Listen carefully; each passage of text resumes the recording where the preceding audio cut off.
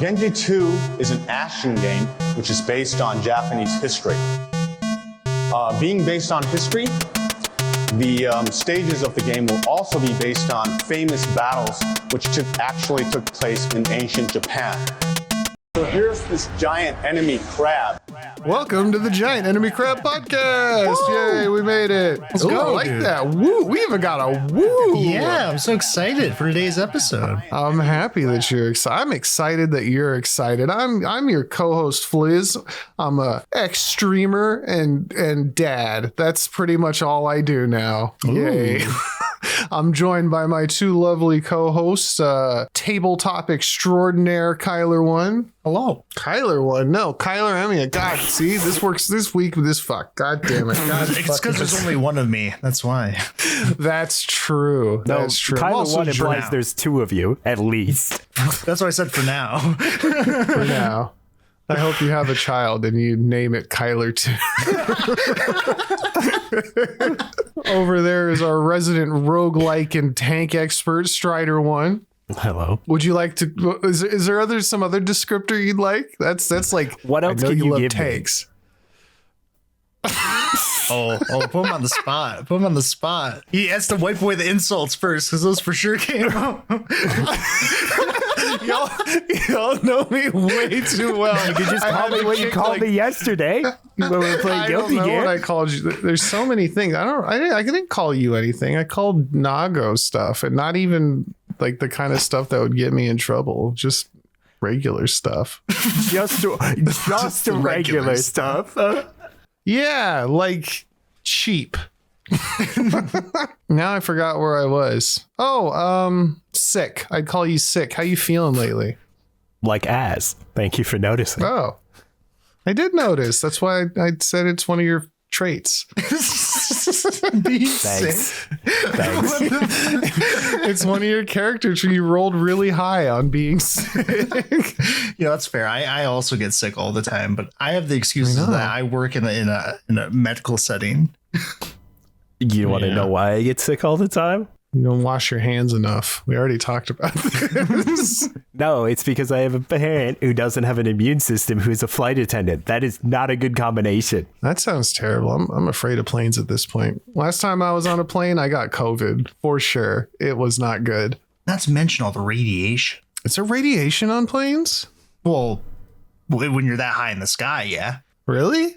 Yeah, there's radiation everywhere. Well, yeah, but like enough to be like a problem? Probably not. I mean, eventually, sure, but you'd have to be up there for a really long time. Like all the time, basically. So are astronauts irradiated? We're all irradiated. That's just, even right now, we all give off some amount of radiation. When do I get my superpowers? What do I Oh. get to have? Answer. That power sucks. No one said you were going to get a good one. Roll that Oh dice. man. Sometimes you get to cut in line at like at the Starbucks. You get a fast pass. Congratulations. Your superpower is the Make-A-Wish Foundation. Yeah, that's about Get it. one free wish. But it's not like a really good one. You know, that's what you do. Your superpowers, you get to meet John Cena one time. It's very incredible. Do you get to choose, or does it like just happen automatic? It's not even automatic, bro. There's a chance. You roll the dice. You have to get on the fast pass waiting list to see John Cena. I mean, if you could choose it, you could have a hell of a prank. Speaking of, just to start us off, I was listening to, y'all know who Jenny Nicholson is? YouTuber Jenny Nichols? I don't. Something like that. Wait, that sounds familiar. Maybe I do. She does a lot of Star Wars and Disney stuff. That's probably why I do. Very popular essayists. She did a whole thing. It's old now, but it was like a 4-hour essay talking about like this Star Wars cruise that was totally a failure for Disney. Anyway, the whole thing was that like it's ridiculously expensive, like $2 a minute per person or something was what it boiled down to over 2-3 days. But the whole thing behind it was that it was supposed to be like super immersive. You get to join your own Star Wars story and they guide you through it. And there's a game app and all kinds of stuff you do. You're not supposed to go like ride rides there, the staying at the hotel is the experience, and you are to be your own Star Wars character. And I was like, that's kind of cool. But then it got me thinking, like, are there any video game franchises where you could like have a immersive hotel that would like have your own experience through that? And if so, which ones would be good? Do you, like, I was thinking like a Resident Evil one would be kind of cool. I don't know how you'd pull that off with a group, but didn't. Oh, I'm trying to This think. just sounds like a haunted house with extra steps. an expensive haunted house. But still, like, I don't know. It'd be cool to see that. I might pay for that. I wouldn't pay the $6,000. The Star Trek had something like that, I'm pretty sure. Did it? Because this one was Star Wars and it failed in 18 months. I think they had something sort of similar. I don't think it was on that level where it was like, the whole time it feels like you're in Star Wars, if that was like the goal. But I'm pretty sure Star Trek had like some kind of hotel or building where it was just all Star Trek themed inside. You might be talking about the Star Trek cruise with that has like actors and concerts and everybody's a Trekkie. Maybe that might have been it. I think I've heard of it, but I don't know anything about it. It's the only thing I know of that sounds similar to that. But that's not a video game. I guess it is, but not like I'm talking. I don't know. I just thought it'd be interesting because you could do it better with the video because it's already an immersive experience. And then I was like, Japan already has to have done something like that, like for sure. I just don't know about it. Yeah, I don't know of one either. Oh wait, the Super Mario Land one. Yeah, let's go to that. Oh, like Legoland for Super Mario? I think so. No, I've never seen. Is it done yet? I know they were building it the first time I heard about it. Oh, that's a thing. I didn't know. Yeah, it's like the Super Mario amusement park or something that they were making. I don't know if it like ever came to fruition. It looks like it did. Yeah, Universal Super Nintendo World. Yeah, I think that's it. Yep. It became a thing. So yeah, I could go there. I guess. I want the Resident Evil one. Speaking of Resident Evil, I guess. Not Resident Evil. Yes, Resident Evil. The new movie directed by Zach Krager, creator of Barbarian and Weapons, which I absolutely loved. Old member of The Whitest Kids You Know, my original favorite show that I watched on repeat and has the best jokes ever. He's directing the new Resident Evil. We might already talked about this a little bit, probably. A few times, but a couple times, but only a little bit. I've been kind of following the discourse, and I'm just baffled at so people are super negative about having, because he's already kind of leaked that it's not going to be totally lore accurate, and people really want like a 1-for-1 remake, not remake, but 1-for-1 adaptation. And I'm like, I don't think that's, I mean, okay, so it worked really well, I guess, for the Last of Us show. And that is excellent. I don't know about season 2, but like, as far as, turning a video game into a show or movie, like that's the gold standard, at least the first season. The difference, though, is that The Last of Us is an excellent story on its own. Well, they're entirely different games, like in that regard. Like Last of Us was such a story-centric game. You know what I mean? Yeah. Where it was an excellent story regardless of the game. Yeah. I don't think Resident Evil has that going for it. And I love Resident Evil. Don't get me wrong. Like, I've played them all since PlayStation 1. I do not think any of those stories would hold up on the big screen without some serious changes. Which defeats the whole thing that everyone wants, which is a 1-to-1 movie. That's what I'm saying. Yeah. What are we really asking for? Because, like, I don't know, you want the 1-to-1 and that would be better than what we've got. Like, literally anything would be better than what we've gotten so far, which is kind of crazy to have, like, 7-8 movies and they're all bad. I don't know why they did what they did with Mila Jovovich. With Mila. As much as we shit on it, though, like, those are really memorable movies. You know what I mean? Like, there's really... there's something that's still special about them. No, my eyeballs will never forget the sixth movie. That movie fucking is painful to watch.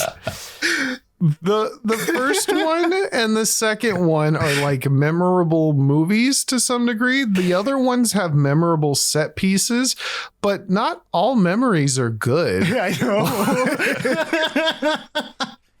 My eyes are watering.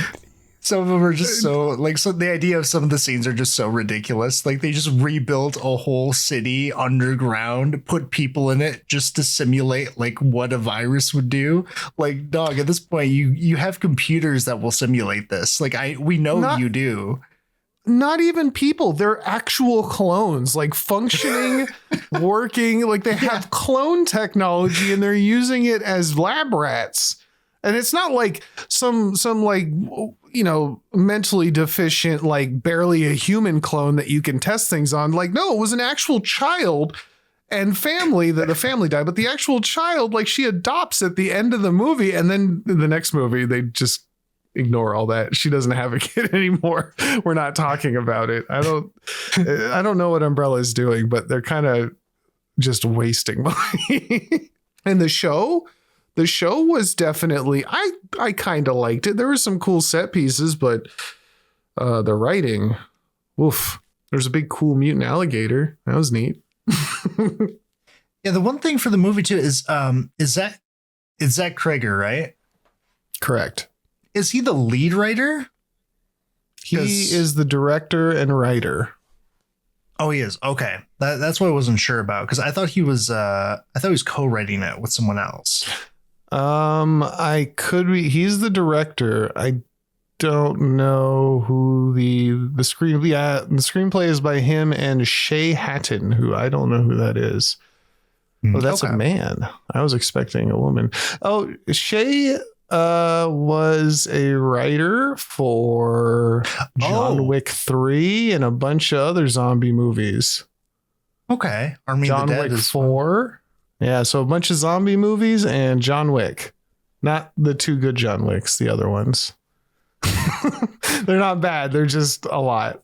I think that series just, I don't know how good these movies are, but hearing you guys talking about them, like the other John Wicks, I think it's just like a consequence of trying to do new things with that series that kind of falls out of the scope of what the movie was originally supposed to be. That's what it feels like anyway. But anyway, this isn't about John Wick. It could be, because the original is a really tight movie that has like a really easy to follow story and fun characters.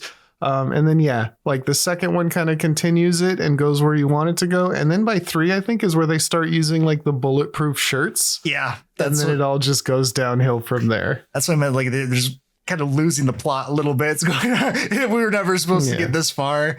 It's too much. They all have really cool scenes in them. The movies just get way too long in the tooth. So yeah. Still fun watches. We had fun watching them, didn't we, Strider? That's one word for it. That fucking last movie we were exhausted watching. With the stairs that just went on forever and then they had to like climb back up them or something. There was like a half-hour stair scene. They get to the bottom and then they climb back up and we're like, oh, man. You guys excited for this Resident Evil movie? I am. I'm pretty hyped for it. I mean, 8th time's the charm, right? It can't be worse than all the other stuff. You can. It can always be worse. It can always be worse. I have faith in my boy Zach Krager. I really do. I loved everything he's done so far. Yeah. I mean, the bar's really low. Never doubt a video game adaptation.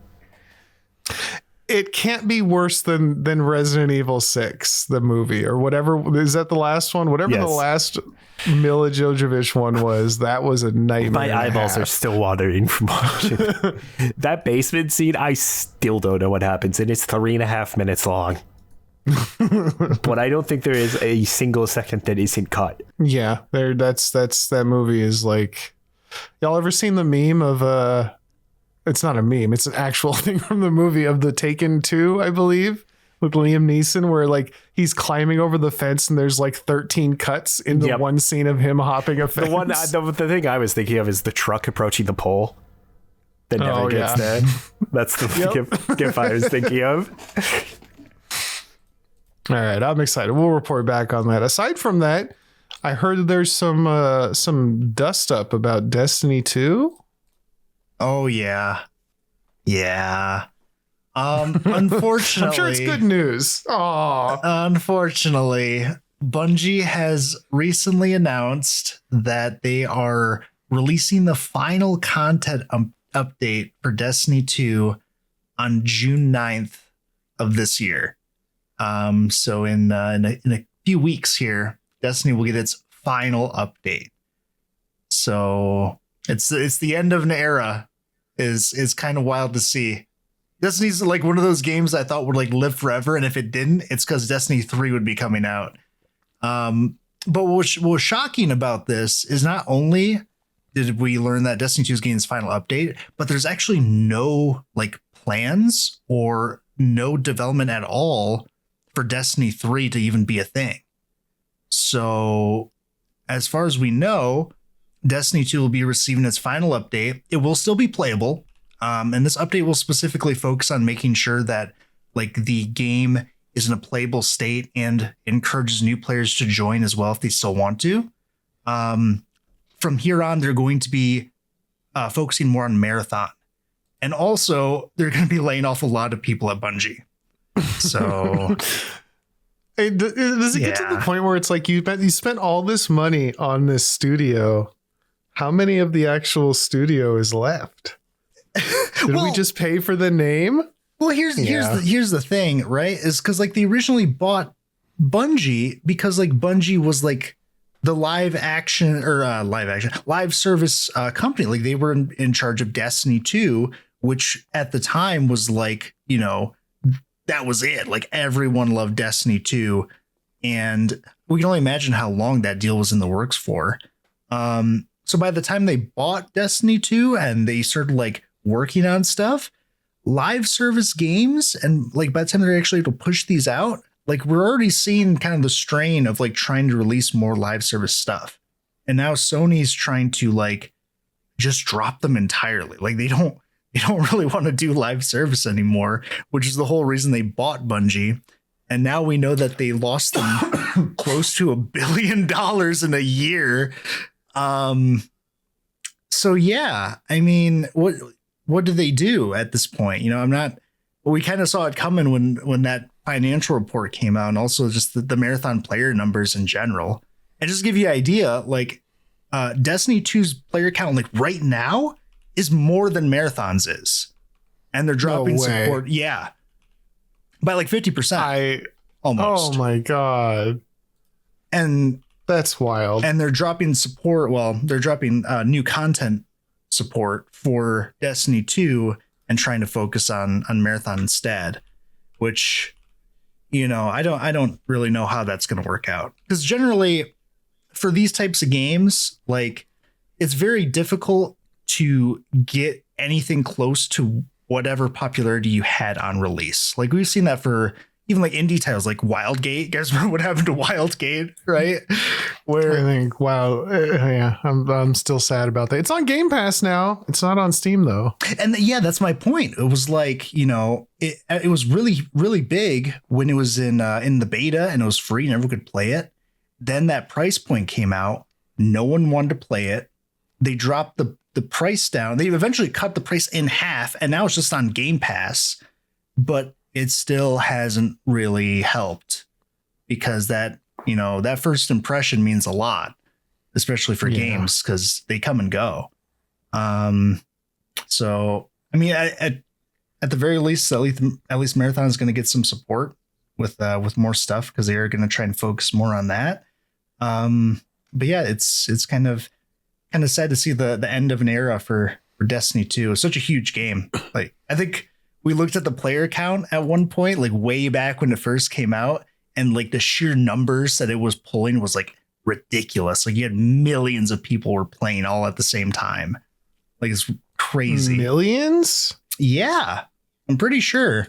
Oh yeah, 2.2 million engaged with the game across all platforms during its launch month. Mm-hmm. That's wild. Yeah, that was, and now that we're was down insane. we're down to 15K, 20K, somewhere around there. I mean, is that saying that there was 2.2 million players in the first month? I don't know. Because I remember the website that we looked at originally, I don't remember if that was a peak or if that was like a all time at the time. I think it was over the course of like a day, like that many players. Oh, the 2.2 million, that was over the first month. Oh, okay. Yeah. But across all platforms. Mm-hmm. So yeah, unfortunately Destiny is seeing its last legs. And I was looking at the Steam discussions for it too, because earlier this week, they released their little like talk of the week talking about the game. And everyone's saying like, why did you even bother releasing it? There's like nothing in here besides like some emblems or whatever, like dead game. And then this comes out. Oh. There you go. There's your answer. Yeah. You hate to see it. I just like, I wonder about Bungie because the marathon had its whole debacle. It had its whole mess with stealing art. Right. Mm-hmm. And I think they settled that out of court, which means they just paid the artist a bunch and admitted fault, under the table.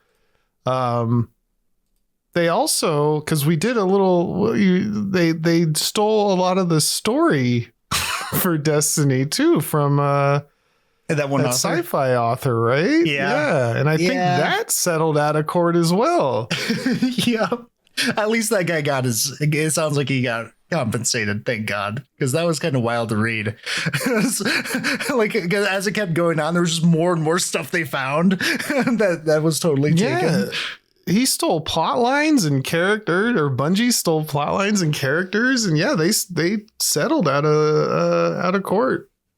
So they just paid. If you have enough money, you can just steal whatever ideas and pay somebody off, and it's fine. That's what I'm being told here. I'm just like, it just kind of makes me think like, is Bungie worth the $2 billion or whatever? Well, Sony certainly thought so at the time. Oh man. They definitely did. So, yeah. Well, now that it's going away, did y'all ever play a lot of Destiny or Destiny 2? I know I played I played a ton of Destiny 1, like a crazy amount. And then Destiny 2, I just couldn't be fucked to care. Oh, when I played it, I played through the Forsaken DLC. And when I joined, I think it was the Osiris DLC had been what I was working on next, I believe. I stopped playing once I had to do, I think it was the night raids, because the other raids or whatever I was doing had like matchmaking, but the night raids didn't, and they required me to like actually find people to go in there with, and I didn't have anyone else that played the game, and I didn't feel like trying to go out and like talk to people to get people to play with me, so I just kind of dropped it. It was fun. Like I didn't stop because I wasn't having fun. I just stopped because the next like tier of content for me to do required me to like go out and socialize when I didn't really want to. That's not really playing why. video games to socialize. I'm sitting in a room alone. What do you mean talk to people? Yeah, I want to shoot the robot guys and all the other guys. Like that's what I want to do. No, don't make me go out and try to talk to these people, especially because I have no idea what I'm doing. So did you ever play either of them, Strider? Nope. Really? You like shooters though. I'm kind of shocked. Pew pew. I absolutely love Destiny 1. Like I was definitely in the like raiding parties, and I just like the vault of glass, having one person sit in one untouchable spot so everybody else could keep respawning when they died and you wouldn't fail the shit. Like all the little bugs you could do to jump across the gap in the, I don't know what it was called, crater, the green. There's a green raid where everything's green. You have to run through the dark to get away from little jumpy monsters. And I had some really good times with that. And I just never clicked. Like once I got to Destiny 2, I didn't start when it came out. I started later on, and it just had all these daily missions and things where I was like, it really wants me to spend all day here all the time. I'm good. I can't do this anymore.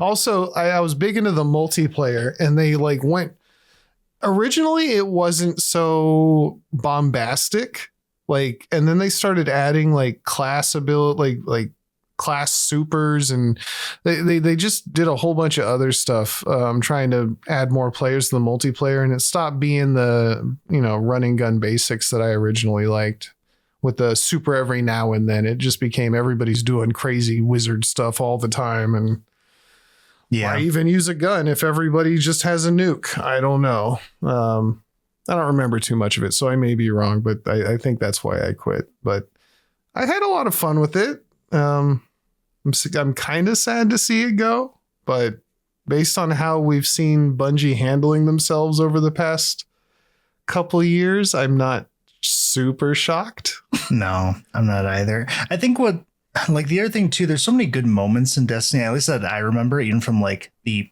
I guess, quote, little that I've played, because there's so many DLCs that I never even got to, that it's really upsetting to see it end.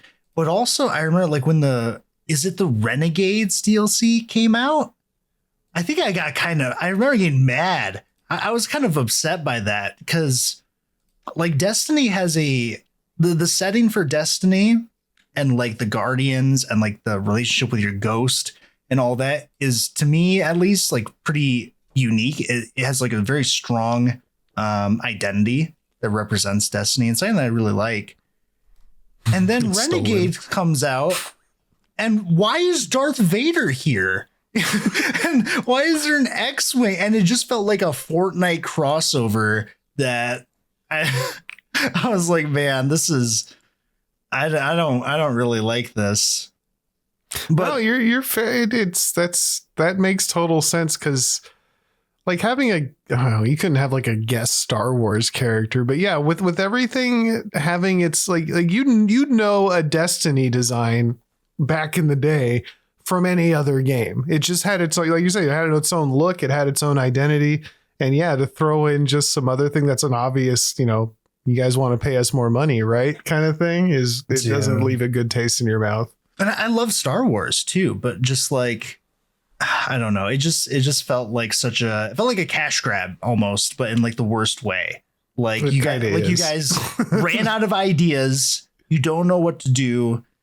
You guys like Battlefront 2, right? Here, check this out. Isn't it Darth Vader? You can look like Darth Revan. Isn't cool? And yeah. Plus, I had that streamer friend that was like a professional, like former professional Overwatch player. He also ended up becoming a streamer for Destiny 2. And what he would do is he would like, people would pay him to like level up their accounts. Don't ask me who it was, but like that's how he made his money. Oh, no, I'm not telling you. But every time the DLC would come out, I'd go into his Twitch and I'd ask him like, hey, is like the new DLC came out, is it like worth getting back in Destiny 2? And he'd be like, no. Like, do not ever touch this game. While he's playing Destiny.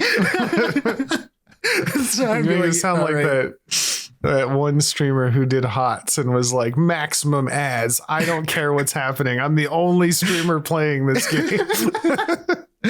And I trust him. He was a cool dude. But yeah, so that's why I never went back to it. Well, I wish you farewell, Destiny 2. I hope Bungie kind of finds its way back to being the landmark legacy studio that it once was. I don't need any more of this stolen stuff or dropped content or, no more bad stuff. Although I don't know how much of that is Bungie and how much of that is Sony. I don't know. I'm not in there. Well, like what I'm hoping for, because from the sounds of it, from what we know from, I think Jason Schreier or someone had looked more into this. They're trying to experiment what they should do next, along with like supporting Marathon. So they're trying to figure out what their next project should be. And so maybe they're going to shift away from the live service or just make Marathon their only one so that they can just do that.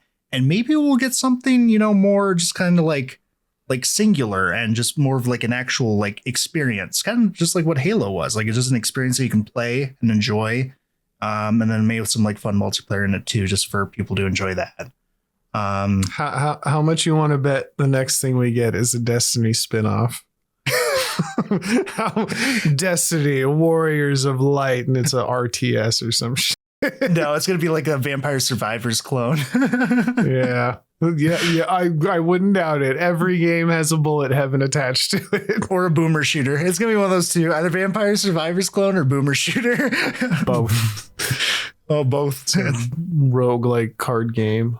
And then it gets canceled 6 months for release because turns out you can't coast on Marathon for 5 years. I should look into Marathon more. I know nothing about it. People Because like it costs it. money. Yeah, I've heard. I mean, they're still playing it. It can't be worse than Highguard, right? Like that. I've never seen a drop off harder than that. Like that'll go down in history.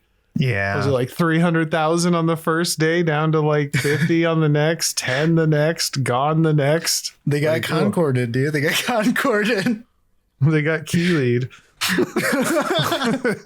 What should we? Should it be concorded or key lead? What's the better term? Probably, I can vote in the comments. probably concorded because Keeley is the only reason that had any players whatsoever. It's true. He got them on the map. They fumbled it by having the most this is what a character is going to be playing in the background of a movie video game to ever exist.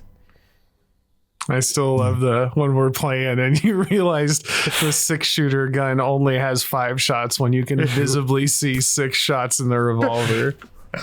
There's 5-shot revolvers, just model it after that, even if you have the other versions that go up to 18 bullets. It's the fact that your base version is mismanaged on a revolver.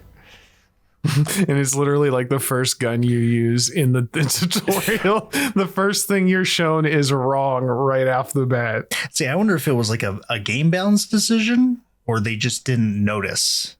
I don't even know what's worse. There was no reason. No, you couldn't. There was no game balance that mattered to the point of one shot in your revolver. That was 100% whoops.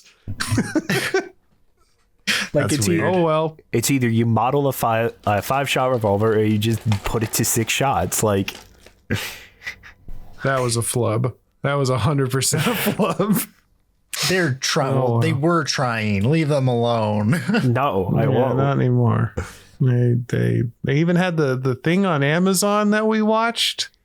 If I can see the bullets of the gun I'm shooting and count them quickly, you need to make sure they're accurate because it just looks extremely lazy otherwise. What if you can count them slowly? Does it still matter? If you have the T90s clear through mag, and I don't care if you don't actually model 50 bullets in that thing. No one's counting them that fast. But when you can literally go 1, 2, 3, 4, 5, 6, and your animation is literally pulling it out and bringing it to the camera, don't be lazy here. Please, revolvers are the number one thing when it comes to make sure the ammo count is correct. Yeah. What about maybe an RPG might be a little a little stronger, but yeah, the revolver was very noticeable. My RPG with 5 rounds in it. Shout outs to the Battlefield Hardline special unit for the RPG where he tries to stick it in backwards. He's like, wait, this doesn't work. He throws it up in the air and he just catches it with the tube. But on to more happy news, Do we have happiness? We do, dude. Finally, Warhammer Skulls. It's the Warhammer video game showcase happened a couple days ago, and we got a bunch of Warhammer things going on. Fliz, I asked you earlier before we started recording if you like racing games, right? I said I played them. I don't actively seek them out, but yeah, I've played quite a few actually. Now that I think about it, I thought you did. I think you might like this one that they just released today. It's called Warhammer Speed Freaks, which is you play as a bunch of orcs that are racing with their vehicles. And if you know orcs from Warhammer, you know that they put a lot of guns on all of their stuff. And there's a lot of guns on all of these vehicles. And there's a lot of different vehicles. And it's only $8. I also like the orcs. I'm buying it as we speak. I'm going to give it 75% off. Let's do it. So if that sounds like a lot of fun to you, $8, at least get an afternoon of a fun time. So definitely give it a try. But what I was more interested in, on top of all the other stuff they released, was they finally released the Dawn of War 4 official release date trailer, which is coming out September 17th. And I really like my RTS games, which we've talked about a few times here. We've played a couple. It's not fun to fight you in Mechabellum. I'm trying to build a base, and you already got scouts on my shit. Oh, you Wrong mean Bar? Bar? Yeah, Bar. That's right. No reason. No, Yeah. What are you talking about? I don't know what you mean. You love fighting me in Bar. I don't think we do fight each other, actually. We do co-op, and then I get frustrated because the computer doesn't let me build. They don't let me play it the way I want to play it. I remember down. I constantly had to defend you. I had to try to protect you. I was like, this works as co-op. I'll just take all my time building things slowly because I don't know how to manage resources, and you protect me. Yeah, that's pretty much what happened. But Dawn of War 4 is something I've been really looking forward to because I love Warhammer Dawn of War. The first one is one of my favorite RTSs now. I actually really like it. Specifically, I really like the Necrons, are one of my favorite races in Warhammer to play. And this is going to have Necrons in it.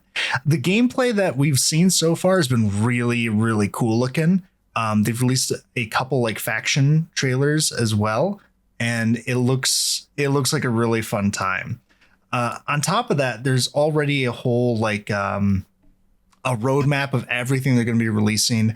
They confirmed a conquest mode, which if you ever played the Crusade in Dawn of War, it's basically what that is. I think it's actually called Crusade mode, not Conquest mode, excuse me.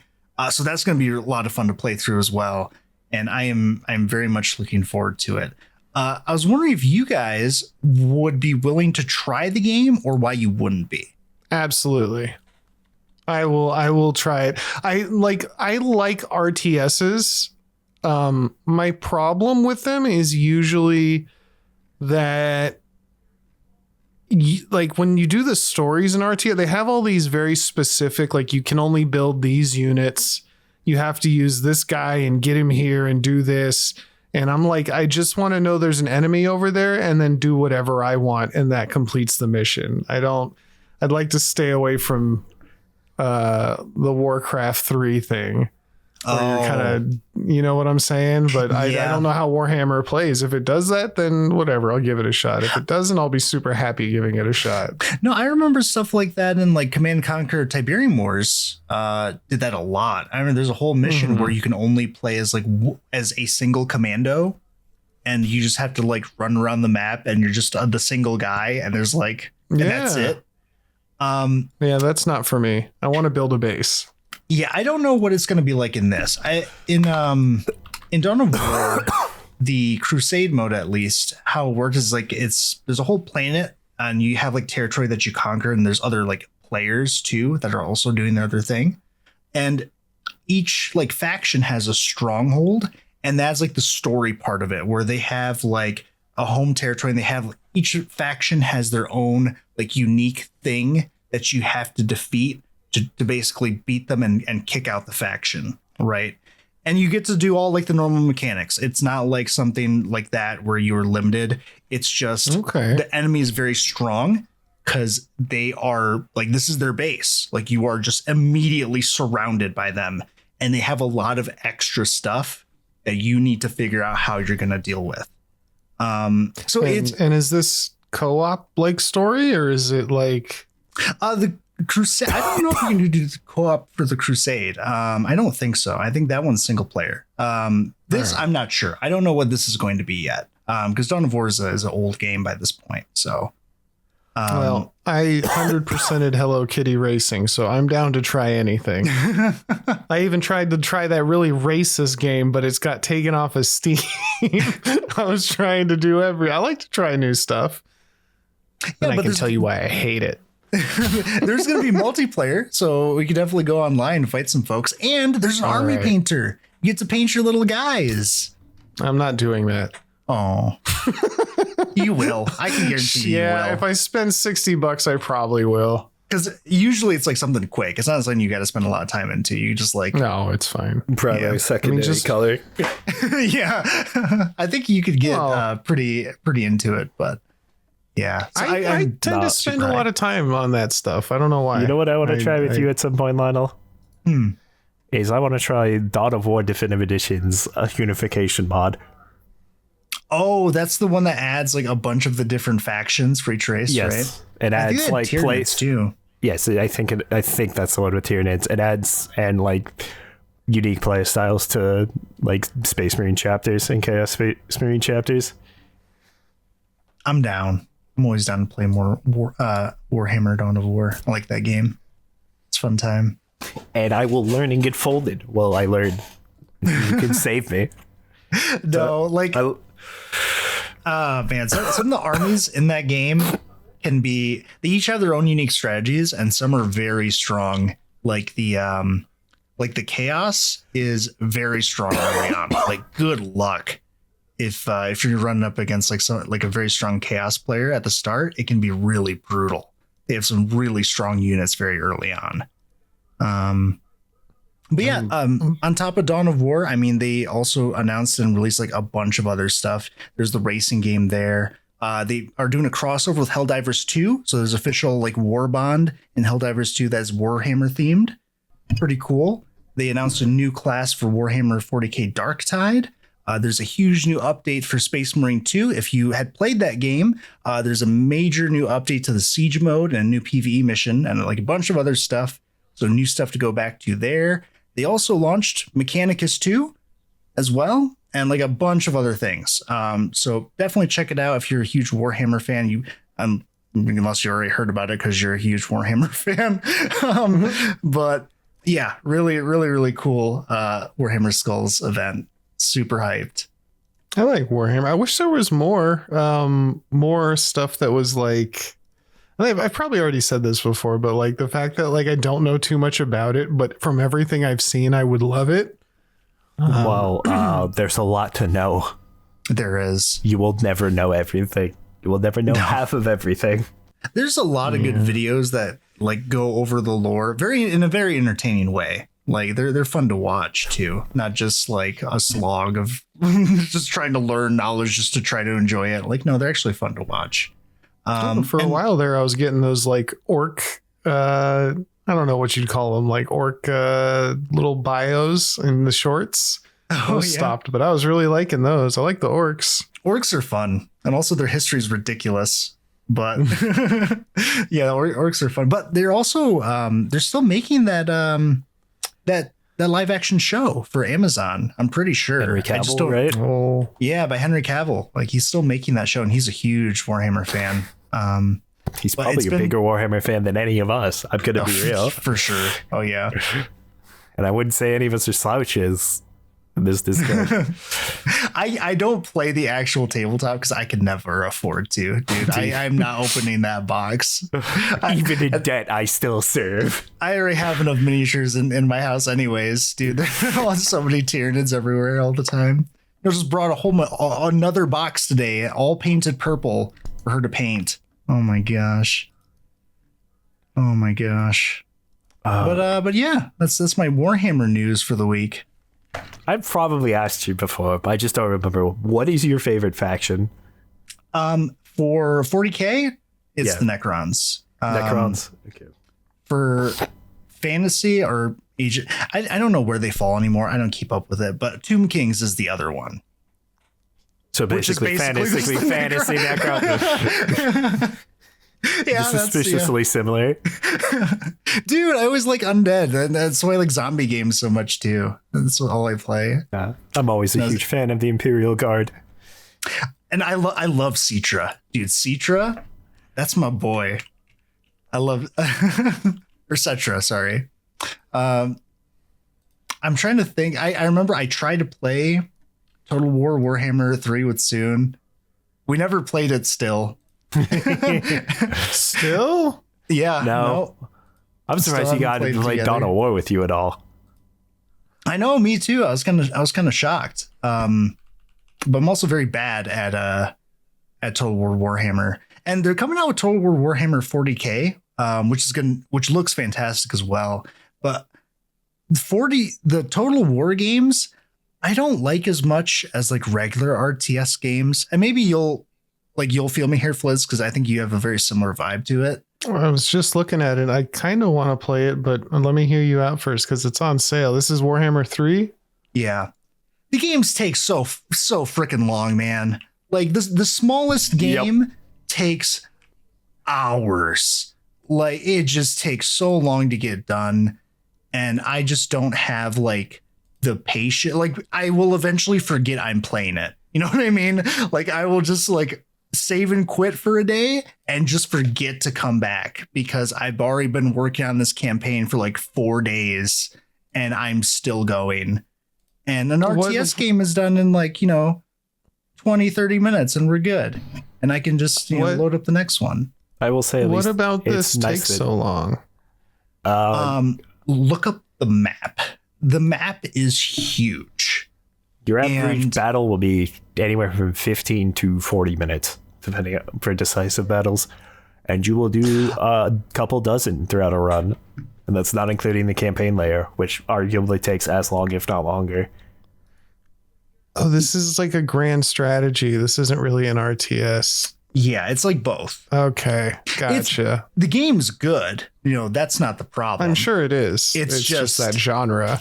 Like if I could just do the fights or if the maps could just be smaller, like I just want it to be at most like 3 hours. If it was like 3 hours at most, that'd be fine.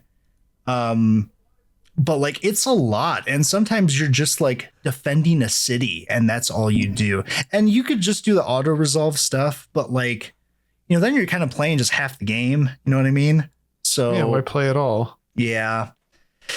So yeah, that's my gripe with Total War. The game's really good. It's just I don't have the patience or time. Group of people.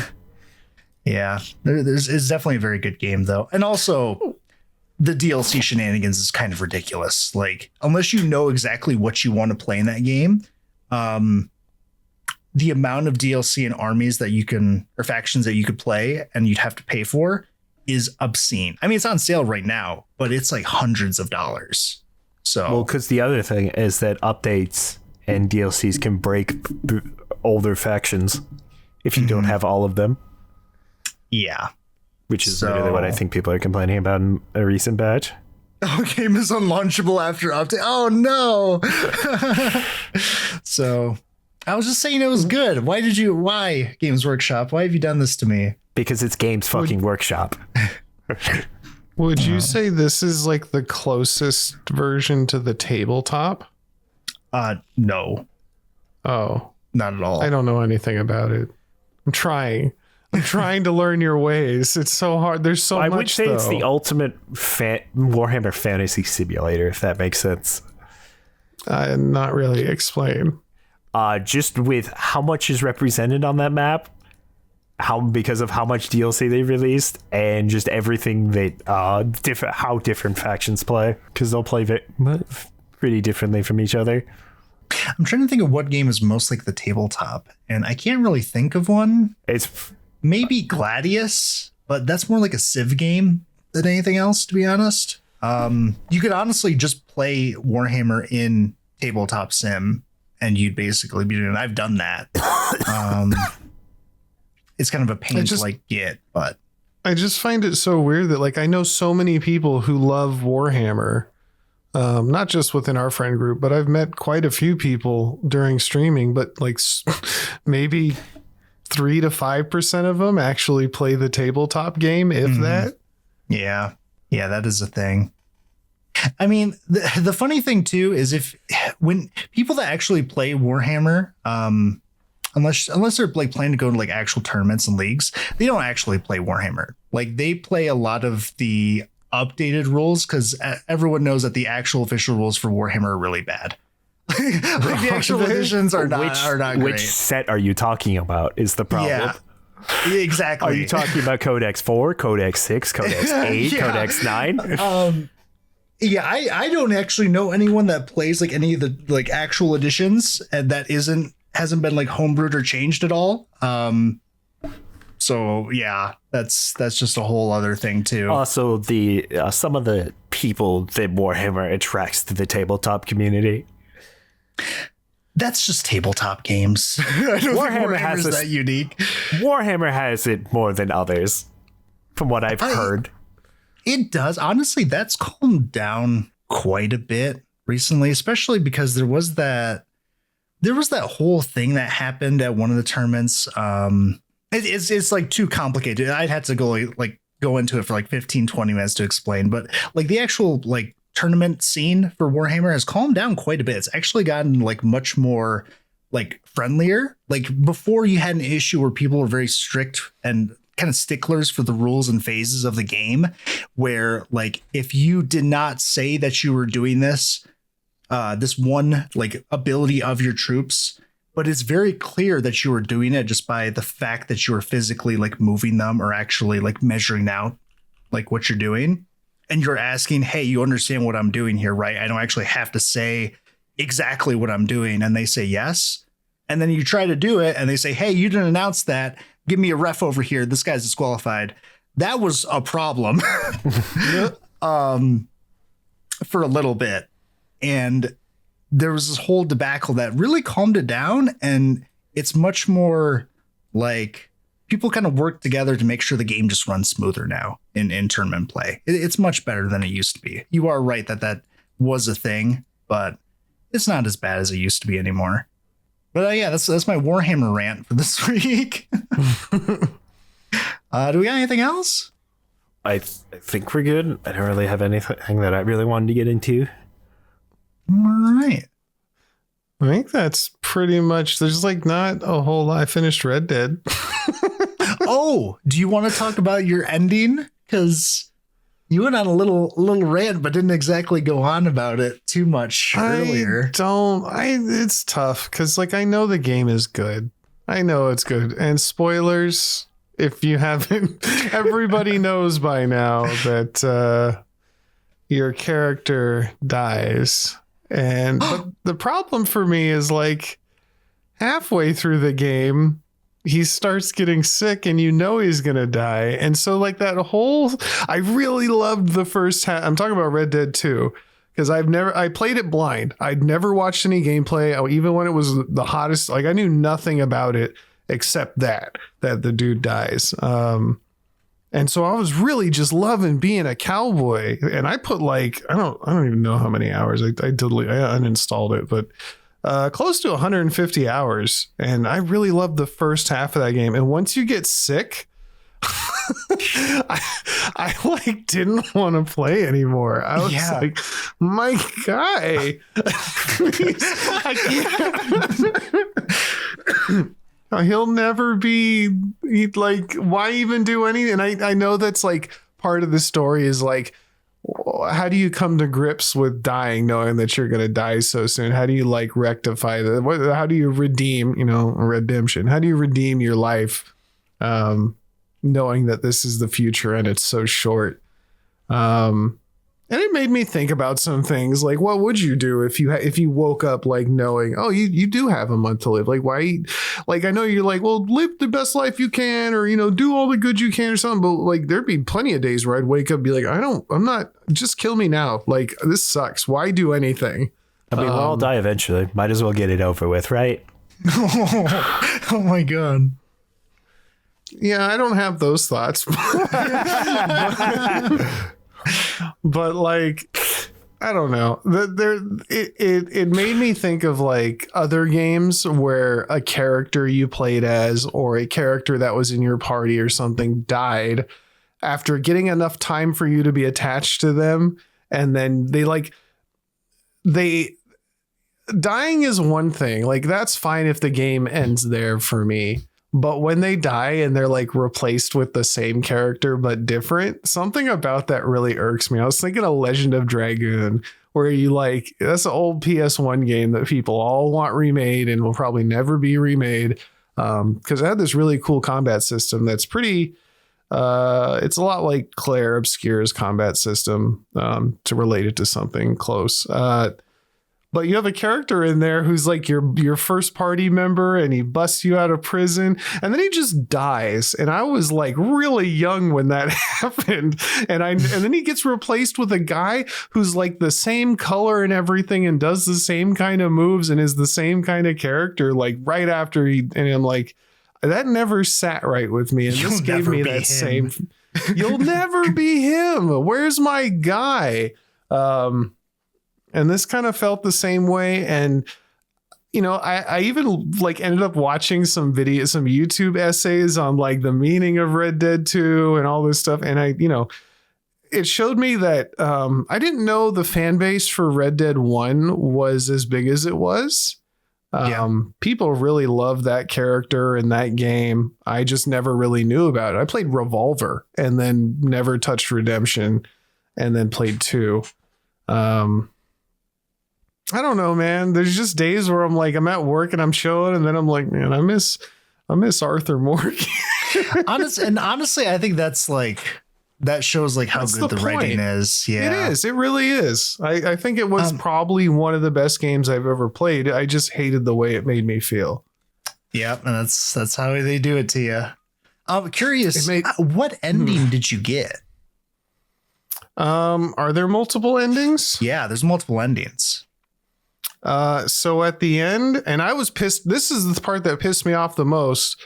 Arthur helps John escape, and then you run into Dutch and Micah, and then Arthur doesn't get to kill either of those bitches, and then he just dies. And then what pissed me off the most is I like really wanted there to be a scene where like John and Sadie go back to Arthur's grave and, you know, like talk about him, and, you know, because he like sacrificed his life for them. But I guess that's, you know, people obviously within that game, life is not as cherished, or the value of a human life is far less than where we'd put it today, or in America, at least. So it makes sense that, like, especially when I think of like the thousands of people I shot.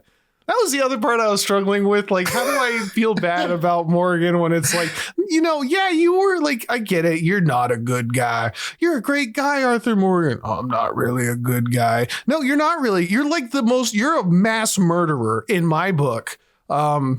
You've killed thousands of people if you played like I did. Hang on. Yeah. You're Arthur Morgan killed thousands of people. My Arthur Morgan is a war criminal. You tried to run away from the cops and killed 5 people on accident. There's a knife scene in your shoulder. Oops, knife in your throat. No, you fucked up repeatedly, over and over, and killed 5 people before you got gunned down by the cops. And you didn't mean to kill a single person. I thought we talked about this. I killed 2 people on purpose. The rest were accidents. You can say whatever you mean. You were like, my bad. Oh, didn't mean to do that. Like, my only issue with the game that's a real, like, I think valid point is it's really hard to square up the point of the game with the fact that it's a video game, right? Because I get it. It's a video game. Like, if you weren't just, you know, doing Rockstar things, it's not really a game.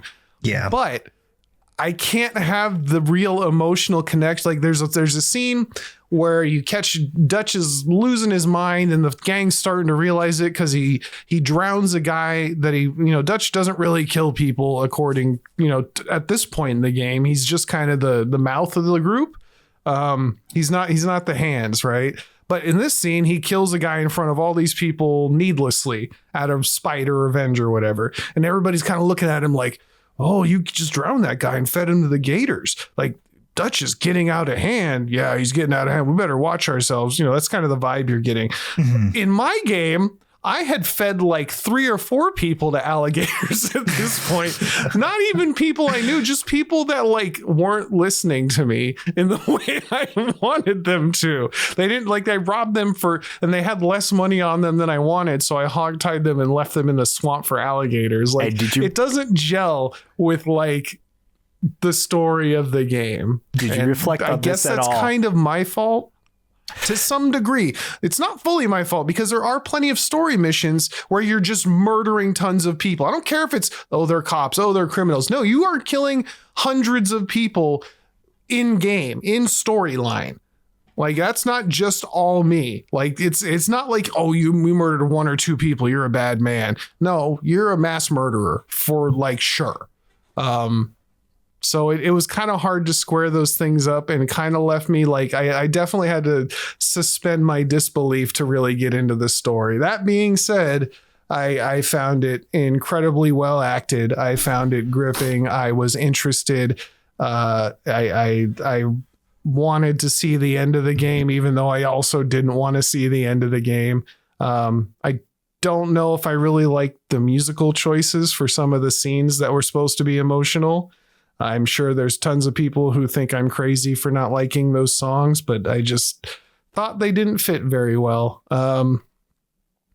Really, really, really good, but definitely a Rockstar game at the same time, you know? Yeah, I see what you're saying, where like the gameplay, depending on how you play the game, can create like a disconnect from the actual narrative of what's supposed to be happening and like who your character is supposed to be. Because if you do go like full GTA, like just doing whatever you want, I could definitely see how that happens. And that's just a result, unfortunately, like, no, it being a video game. I think Dutch in particular, the whole gang is very interesting from a certain point, especially with how Dutch kind of operates in it. Because you're saying like how you were surprised, how surprised everyone was about like how Dutch was acting. I mean, I hated Dutch from like minute one. I was like, this guy is a mouth on him, and I don't like those kind of people to begin with. So I mean, I was immediately put off by him. Yeah, he's definitely like he's kind of like a snake oil salesman. Like he's very absolutely charismatic and like kind of greasy. And what you have to remember too is like he is essentially like the line. He's what connects people like Micah and Arthur to the rest of the camp.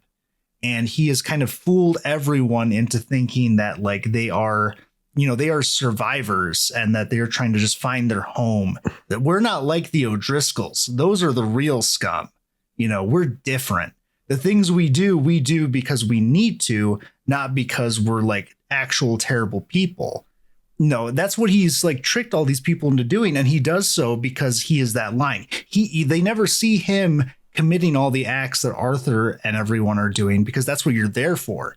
And he's tricked Arthur and John as well in these kind of ways, because he literally raised them like they were it's like children. It's Stockholm syndrome. Yeah. Like, and what's frustrating about that is, based on how Arthur Morgan is played or written, I guess, like you can tell that he's not 100%. He's not 100% on board with all this at any point in the game storyline. And he talks about multiple times where like he's wanted to just like leave, especially with I forget her name by this point. Is it Mary? The love interest that he has. Like he's definitely like really wanted to, but he can't, because he doesn't want to abandon the gang and Dutch specifically. Like he cares about them. And it's just very hard. And I think that's what makes like Arthur such a great character, is like that dynamic of like, he's the person that does these bad things. But he does them because like the gang is his family. He feels like he has to take care of them, even the ones that he really doesn't like. So I see, even that I found it hard to square up like that Micah would survive as long as he did with Art. Like that fool, dude. If I was Arthur, I would have shot that fool day one. Like everybody else has some degree, of likability. Like I know that you said, Dutch brings everybody together regardless of who they are, and that's fair. But like Pearson, Sadie, the older lady, Uncle, like all these other characters at least have like somewhat likable personalities. You can see where they would fit into like the camp. Lenny, Hosea, like they all have good qualities about them. There's nothing good about Micah. Like he's from the get-go. I don't understand why he was allowed. And I guess, obviously, he's been in Dutch's ear the whole time, but like Yeah. It just seems kind of unrealistic at that point when everybody else is of one kind of mindset. And then there's this guy who's just causing trouble and is hard to deal with and is like aggressive and abrasive to everybody. Mildly racist to all the friends in that, like, just not like it's just I had like, again, suspension of disbelief has to be put in there for the story to happen. But I feel it would have been better if he wasn't like an outright evil character. You know, there was just no good qualities about him. Yeah, Micah specifically is like clearly the person that was the one that's trying to get them caught by the Pinkertons, and he is definitely like the person that like is like swaying Dutch onto his side. He's basically like Dutch but evil. He's like evil Dutch. I don't even know if he's like that. He has zero charisma. Zero. He is not likable in any way. To us, yeah. But something to anybody about in the camp. Except for Dutch. And that's what's so weird is like his interactions with Dutch loves Micah. And because like he is just a yes man to him. Like he just does and believes anything that Dutch says. You know what? I've actually met people who are those like cult of personalities. It happens with streamers. And then there's like one other smaller streamer who's just a yes, just signs on to everything. The other streamer, and they like become this duo of like people like that. Actually, that actually happens, well, but there's not a lot of murder involved usually. Yeah, usually. And I was gonna say, you can actually, if you're walking around camp and like you can see them where Micah is just sitting in Dutch's tent and they're just talking. And then you walk up to them and then they just stop and they say, "Hey, Arthur." And then they just stop talking all of a sudden. So it's very clear that Micah is the one that kind of like drives Dutch kind of off the deep end. It may have happened eventually anyways, because it's very clear from the story that they are running out of places to go. I think is it Arthur that says that people don't want men like them around anymore. Something similar that's to kind of the whole, you know, it's a dying time for that kind of person. Yeah. There's no more lawless areas anymore where you can just be a free man and kill who you want for whatever reason. Apparently society doesn't like that much. Apparently not. But I think you can see that. Yeah. And that's what's so frustrating about like playing through the game is like that Dutch can't see that. Like it's so obvious to you that this is just a terrible person. And like anytime you try to help Micah, he's always doing just terrible stuff. And Dutch just doesn't care for some reason. And it's really just a fight of like Arthur trying to figure out like how he can convince Dutch when it's really just ends up being this impossible task. Well, it's just too late. I mean, one thing that I really noticed is that towards the end, Arthur is sick. Like his eyes are bloodshot for the second half of the game, to the point where I asked Strider, I was like, is there mods to make his eyes not bloodshot? Because I'm tired of looking at this sick motherfucker. And there are mods for that. So it wasn't just me, but Dutch never once is like, Arthur, are you sick? Like that never happens. And Arthur never says he's sick. You know, maybe at the very end there's a line, but like for the longest time you're in and out of camp and it's just it's obviously avoided the whole time. And lots of other people I'd have to think about. But everybody brings it up. Strangers will tell you look like shit. Yeah. Dutch, who's supposed to be your dad, quote unquote, doesn't want to talk about it. They never broached the subject, but at that point they've definitely drifted apart. It just kind of, it's hard to factor that in with like, I guess the 40 years of history they have together.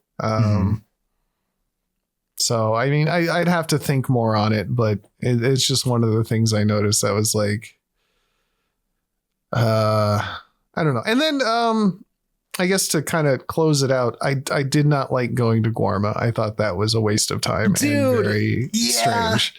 I thought it was cool until like you just can't go back. And like what you do there is so linear. Like I thought there's going to be a whole other thing. And like we'd have to like, you know, it'd be a whole other section, but it's really just one and done. Like you just do a couple things and you leave. And then the weird like Call of Duty moment feels really out of place of like fighting the battleship. it feels really weird because like a lot of times the other characters you meet, you get to know them a little bit. And here you meet a couple characters and you're just like already killing people for them. Yeah. Like within minutes. And then in an hour you're done with the whole place. It's kind of, I thought I would explore. I feel like I should have explored more than I did, but I don't really know. I thought I kept doing missions thinking it would like go like, okay, well now here's your camp here and you're going to open up and you're going to explore the area. And then you're just done with it. And that never happens. And I'm like, oh, okay, well, I guess I'm moving on from there. Yeah, I know. That was the one part the one like actual gaming part that I was like, none of this needed to be there. Yeah. At the end, like the endings for Arthur is very like tragic in a way because he was a very bad person that just tried to feel like he tried to do what he felt was right, which was like he stuck by Dutch believing that maybe he would see the truth and, you know, kind of see the error of his ways. I don't know if it really was a tragic end for Arthur because like he lived his whole life, it felt like at odds with what he did and how he felt, right? Like he felt one way about things, but then the way he acted was like, you're a bad guy, but he didn't really seem to like what he was doing. He just did it. No, because he didn't know any different. And then at the end, he kind of got to choose. I mean, if you took the good path like I did and just helped out people every chance you got, I guess high honor, like you got to choose to like spend the rest of your life doing the redemption part of Red Dead Redemption. And although you can't make up for the massacre that you'd committed beforehand, he still tried, you know? And I think there's even a line in there where like you're talking to a nun and I don't know if it was an optional or a story mission, but I was talking to this nun and she's like, you know, no matter what you've done in the past, all you can do is try to be better. And he did. And he seemed kind of, you know, even though he died, he died helping the people he tried to help. He died trying to do good things, just doing the best he could with what limited time he had. And you know, living the life that he lived. The part that's kind of uplifting about it is that he didn't like, you would expect somebody living that life to just die one day and not even have the chance for redemption, even if they thought about it.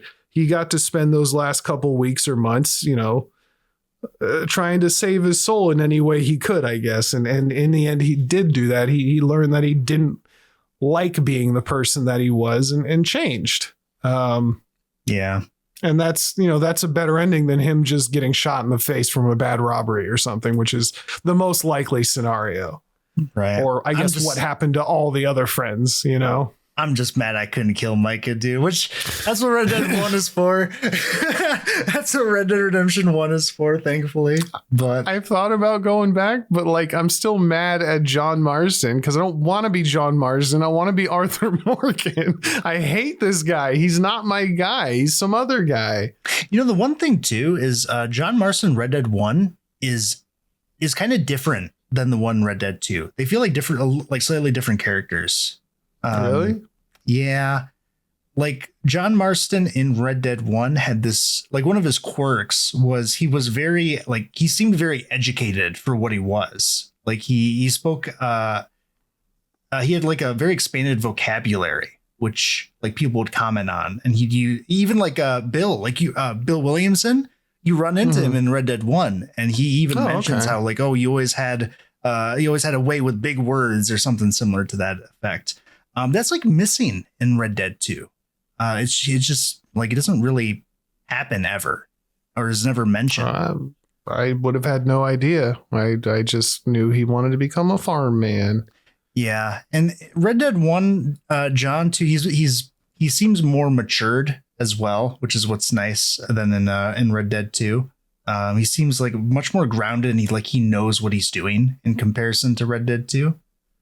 So I mean, Red Dead 2 is before where he ran away from his responsibilities. Yeah. And KU's still figuring shit out. Yeah, so. Like it's very correct. Like that part of him is right. But there's like slight differences between the two that is interesting to see. Maybe I'll play Red Dead 1. It'll be a while though. I don't need any more sad shit. If you do, I'm curious to see if it like holds up. Still, it's been a long time since I played it. I mean, it's a Rockstar game. They usually do. Like I remember going back and playing San Andreas a couple years ago, and it was still just as fun as I remember it. Yeah. So, anyway, now that we've talked, tell us your thoughts on how Dutch is and Micah is, and oh man, what a tough ending to get, like, to do all that and then get like this like cucked out of killing Micah. I was like, man, you don't even get to do it as John.